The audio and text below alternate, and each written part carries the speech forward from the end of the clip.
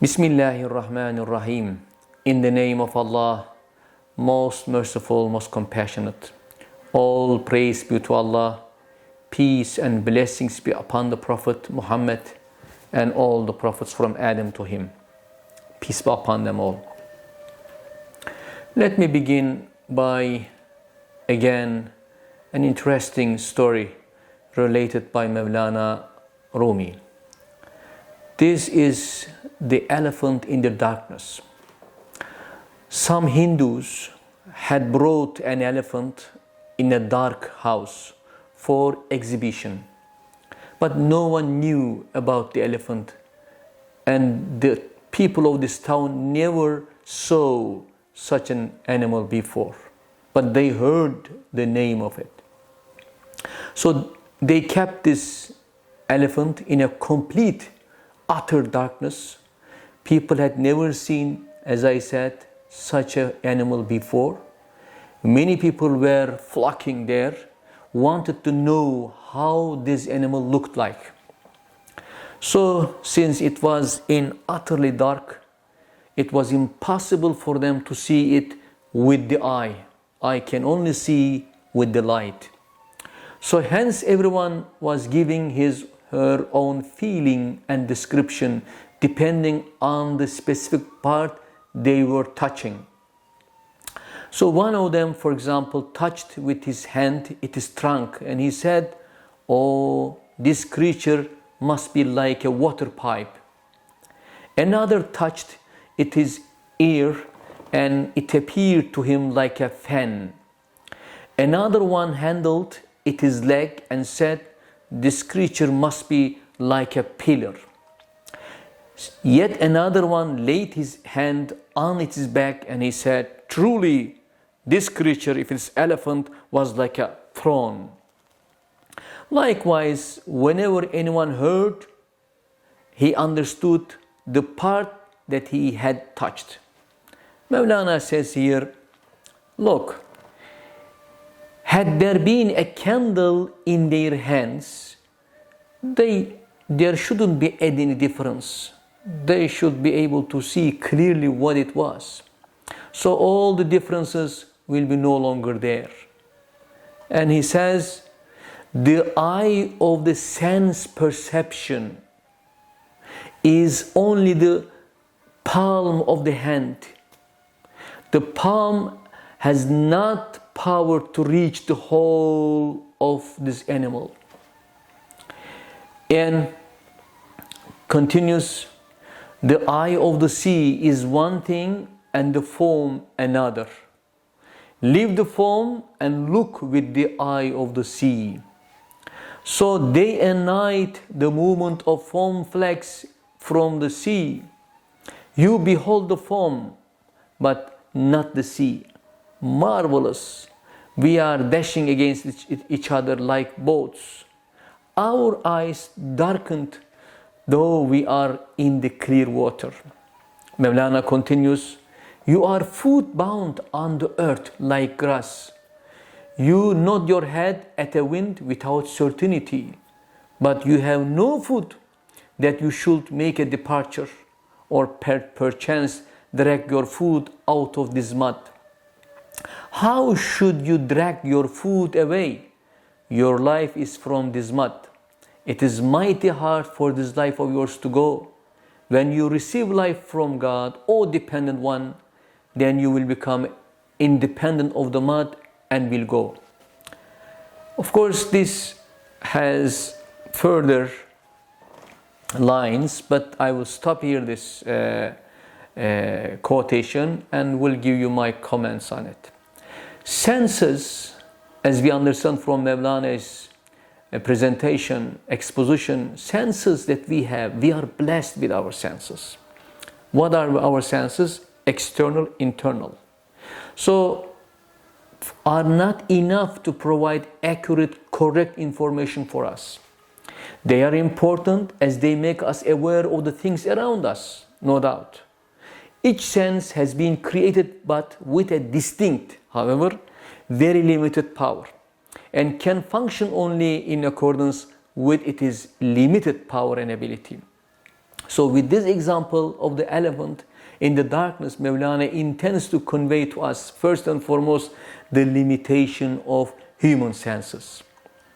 And of course, this how much can we trust our senses, whether they can be a source of knowledge or information, has already been discussed in the philosophy. And so therefore, some of the philosophers choose like experiment and the perception as a source of knowledge. And most of the philosophers, for example, they find senses misleading and not accurate. So therefore, senses should be strengthened. And even some of them said we should put aside all our senses but trust in our reason. In any case, Mawlana doesn't go, of course, into such philosophical disputes or discussion. But he just tried to show to us that though these are God-given faculties, however, they have limitations. So if we just rely on our sense or senses, we would have a very limited perception of reality. And we will not be able to get the truth if we are searching for truth. Our knowledge would be inaccurate, to say the least. Besides, we may even be misled and deceived by our senses. As Mawlana rightfully points out, the sensory power of our senses is like our palm, the inside of palm. So we need therefore to strengthen our perceptive ability by additional powers, such as reason, also God-given faculty, and also prophetic knowledge given also to humanity as a guidance revelation. So let me also give you another important anecdote that we receive from Mawlana's Masnavi. This is an interesting story that it was towards the end of the month of Shaban and the last day of Shaban, that some Muslims at the time of Umar ibn Khattab, may Allah be pleased with him, in his caliphate period, climbed a hill or a mountain in Medina, and to observe the new moon. So Umar was with them too, and they started looking up the sky to see whether the new moon, the crescent, was born or not, in order to determine the beginning of the month of fasting. And one of these moon observers suddenly exclaimed and turned to Umar, "Oh Umar, here is the new moon. I have seen it." He wanted to take a good omen, because when you see the moon, and usually people give gift for the first seers of the moon. So hoping that he will get a good omen, and he said, "I saw the moon." And thereafter Umar looked up towards the sky but did not see the moon in the sky. He told this man who claimed to have seen the new moon, "Where is this moon? This new moon, I'm afraid, must have risen from your fancy imagination. Otherwise, I am a better seer of the heavens, as I have sharper eyes even than yours. So how is it that I don't see the pure crescent and you could see?" And Umar looked at this person. He said, "Wet your hand and rub it on your eyebrow, please. Then look up towards the new moon again." When this person wet with his finger his eyebrow and rub it and look at the sky, and he did not see the moon. And he said to Umar, "Oh, the leader of the faithful, there is no moon anymore there. It has disappeared." And then Umar told him, the leader of the faithful, he told him, "The hair of your eyebrow had become like a bow and shot at you an arrow of opinion." That's very important, Mawlana's quotation. "As a matter of fact, one hair from your eyebrow was dangling over your eye," that's what Umar was telling, it was in the shape of a curve which misled you to such a conclusion. And this is again how your senses mislead you. As Mawlana Rumi articulates here, when one hair became crooked, it waylaid him, so that making a false claim, he boasted to have seen the moon. Inasmuch as a crooked hair veils the sky, how will it be then when all your members, meaning senses, are crooked? Straighten your members by the straight. O you who go straight, turn not your head aside from the threshold. Now, let me give my humble comments on this anecdote.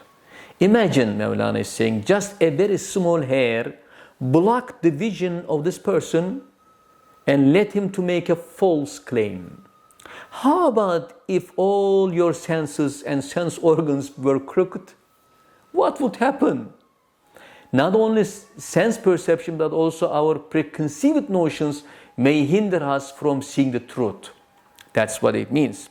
We need to clear all our prejudices. Hearsay information, ideologies, when we approach to evaluate a matter or understand a matter correctly, a matter that is in front of us. And Mawlana continues, he says, straighten your members by the straight. O you, go straight, turn not your head aside from that threshold. Balance makes balance correct. Balance also makes balance defective. Whoever weighs the same as the unrighteous falls into deficiency, and his understanding becomes dazed. For this is from Masnavi, second volume. The comments, again, I can further suggest here. How do you check if a scale, for example, weighs correctly or not? Only by help of another correct scale you can do that. If your scale is defective, it will weigh incorrectly. So in addition to our external senses, such as eyesight, hearing, smelling, touching, tactile, or tasting, also internal senses such as common sense, imaginative faculty, representative faculty, retentive faculty, or like cogitative faculty, all are our important perceptive organs and senses. We have been equipped with all these senses from the birth, and each one has a function to execute for our benefit, but they are not the only source of information for us. They are not as strong as we think of. Therefore, Allah Almighty has aided them with more powers, such as reason and revelation. So when we perceive anything from outside or hear something from someone else, we need to check it out before accepting it as true. If need be, we need to verify all the data we acquire through our senses by virtue of extra means such as reason and revelation. Another important lesson that we can glean from these two anecdotes is that every one of us has a perspective, a way we look at these things. Our perspective changes from where we look at it and how we look at the things. So our stance and position plays a crucial role in determining our perspective. When we are assessing an issue or a matter, we should act independently, free ourselves from both external and internal influential factors. Otherwise, we would not be straightforward and even not just in our decisions and judgment. So what are the external influence? Like pressures from our beloved ones, pressures of those who are close, dear and near to us. What are the internal factors? Our predilections, our likes, prejudices, preconceived ideas. So the really gist of the story, we have to look at things holistically, globally, not partially. May Allah's peace and blessings be upon you all.